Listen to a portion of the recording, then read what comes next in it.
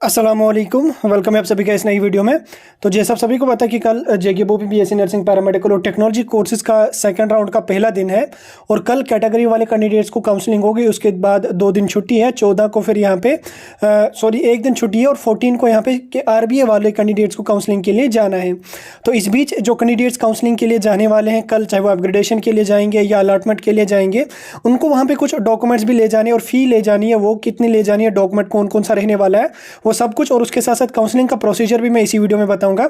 इस वीडियो को पूरा एंड तक देख लेना, चैनल को भी सब्सक्राइब कर देना और टेलीग्राम ग्रुप हमारा ज्वाइन कर देना, लिंक उसकी आपको डिस्क्रिप्शन में मिल जाएगी। तो चलिए वीडियो को स्टार्ट कर लेते हैं। तो देखिए, आपका सीट मैट्रिक्स अभी तक तो ऑफिशियल वेबसाइट पर नहीं आया है, मे भी 9 बजे तक आ जाए, नहीं तो कल मॉर्निंग में वो डेफिनेटली अपडेट हो जाएगा। वैसे तो चांसेस है अभी कुछ टाइम बाद जो है वो वेबसाइट पर अवेलेबल होगा और सीट मैट्रिक्स आने के बाद मैं उसके आपके साथ डिस्कस करूंगा और कट ऑफ भी आपके साथ डिस्कस करूंगा। तो चलिए वीडियो को शुरू कर लेंगे, लेकिन उससे पहले अगर आप हमारे चैनल पर नए हैं तो चैनल को सब्सक्राइब कर दीजिए और टेलीग्राम ग्रुप हमारा ज्वाइन कर दीजिए, लिंक उसकी आपको डिस्क्रिप्शन में मिल जाएगी। तो चलिए वीडियो को स्टार्ट कर लेते हैं। तो देखिए, जो कैंडिडेट्स कल पहली बार काउंसलिंग के लिए जा रहे हैं, यानी कि जिनकी रैंक 8551 के बिलो है कैटेगरी वाले, तो उनको यहाँ पे जो कुछ डॉक्यूमेंट्स भी ले जाने हैं, जिसमें आपका डोमिसाइल सर्टिफिकेट आ जाएगा, 12th क्लास की मार्कशीट आपको आ जाएगी, डेट ऑफ बर्थ आपको 10th क्लास की आ जाएगी, और कैटेगरी अगर आपके पास कोई है वो वहाँ पर आपको ले जानी है। दोबारा से मैं रिपीट कर रहा हूँ आपको डॉक्यूमेंट्स, एक आपको डोमिसाइल सर्टिफिकेट लगेगी, यूटी लद्दाख वालों को ST सर्टिफिकेट उसके बदले लग जाती है, 12th क्लास की मार्कशीट आपको लगेगी, डेट ऑफ बर्थ आपको 10th की लगेगी,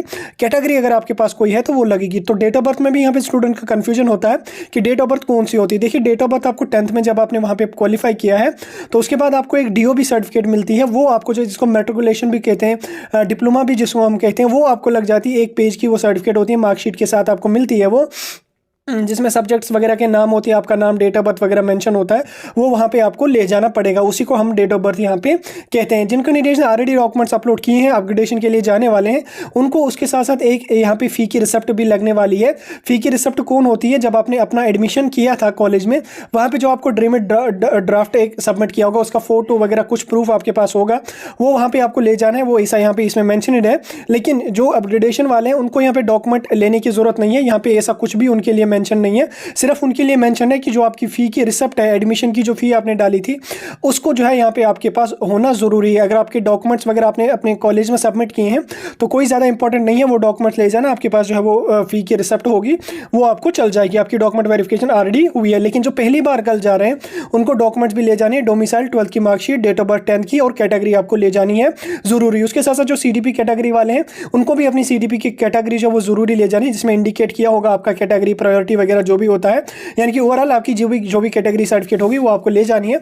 अगर आपके पास कोई कैटेगरी नहीं है, अगर आप ओपन मेरिट से बिलोंग करते हैं तो कोई इशू नहीं है, विदाउट कैटेगरी भी आप यहाँ पे जा सकते हैं। लेकिन जो 12th की मार्कशीट आपको लगेगी, जो आपकी डेट ऑफ बर्थ और डेट ऑफ बर्थ लगेगी, वो आपको वहाँ पे ले जाना ज़रूरी है। इन डॉक्यूमेंट्स को आप ओरिजिनल फॉर्मेट भी ले जाना, ज़ेरॉक्स करके भी आपको वहाँ पे ले जाना। ओरिजिनल ज़ेरॉक्स तो यहाँ पे कुछ भी इसमें मेंशन नहीं है, लेकिन आप ओरिजिनल भी ले जाना और ज़ेरॉक्स करके भी वहाँ पे ले जाना। तो जब आप कल वहाँ पे चले जाओगे, उसके साथ साथ आपको फ़ी कितनी देनी पड़ती है। देखिए, जो कैंडिडेट पहली बार काउंसलिंग के लिए जा रहे हैं उनको 1000 फ़ी पे करना पड़ेगा, और जो कैंडिडेट अपग्रेडेशन के लिए जाएंगे उनको फ़ी पे नहीं करना पड़ेगा, उन्होंने ऑलरेडी जो फ़ी पे की है वही उनको चलेगी। लेकिन जो बाकी के कैंडिडेट्स होंगे उनको यहाँ पे 1000 फ़ी पे करना पड़ेगा। उसके साथ साथ आपको जो है काउंसलिंग किस तरह से होगी, देखिए, आप वहाँ पे चले जाओगे, जो टाइम आपको दिया गया 3 शिफ्ट में 10 से 11, 11 से 12 और 1 से 2 बजे तक आपका जो है वो शिफ्ट चलेगा। 1-1 घंटे का शिफ्ट, 3 शिफ्ट में आपकी काउंसलिंग कंप्लीट हो जाएगी।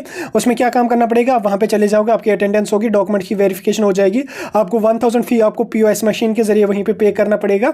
वो सब पे करने के बाद आपने 1000 पे किया, आपको स्लिप एक मिल जाएगी वहाँ पे फ़ी की। जिन्होंने अपग्रेडेशन के लिए जाना होगा उनको फ़ी पे करने की जरूरत नहीं है। उसके बाद फ़ी पे करने के बाद आपका काउंसलिंग का फॉर्म आपको एक मिल जाएगा, जो आपको स्क्रीन पर दिख रहा होगा। उस तरीके का आपका एक एप्लीकेशन फॉर्म आपको वहाँ पे लगेगा, जिसमें आपको अपना रोल नंबर, रैंक वगैरह सब कुछ डालना पड़ेगा, और उसके साथ साथ आपको जो है वो कॉलेज का नाम इंडिकेट करना पड़ेगा, BSc nursing in this college, BSc paramedical में से कौन सा, जैसे BSc MLT इन बारामूला, BSc MLT इन अनंतनाग, इस तरह से करके आपने जो है वो उसको फिलअप करना पड़ेगा। वो आपको वहीं पर समझा दिया जाएगा पूरा क्या कुछ होता है, कैसे होता है।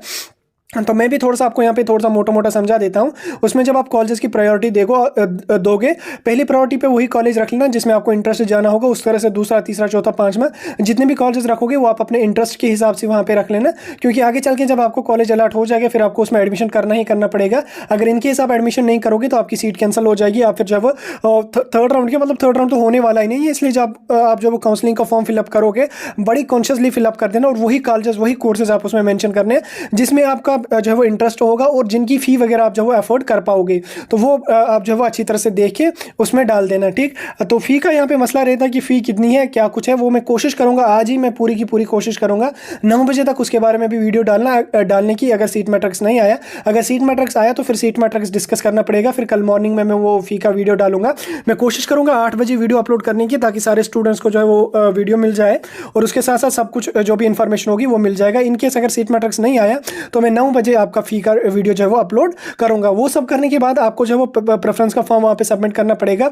उसी टाइम आपको पता चलेगा कि मुझे कोई सा कॉलेज मिला है या नहीं मिला है, कौन सा कॉलेज मिलेगा, वो सब कुछ आपको वहीं पे बता दिया जाएगा। देन उसके बाद आपको घर आना है, 22 जनवरी तक वेट करना है। 22 जनवरी को काउंसलिंग खत्म होगी, 2 या 3 दिन बाद आपका सिलेक्शन लिस्ट आ जाएगा। उसके बाद आपको एडमिशन वगैरह करना होगा। एडमिशन करते ही आपकी क्लासेस वगैरह यहाँ पे लग जाएंगी। तो ये था काउंसलिंग का प्रोसीजर, डॉक्यूमेंट्स, रिक्वायर्ड फी वगैरह सब कुछ मैंने आपको समझा दिया।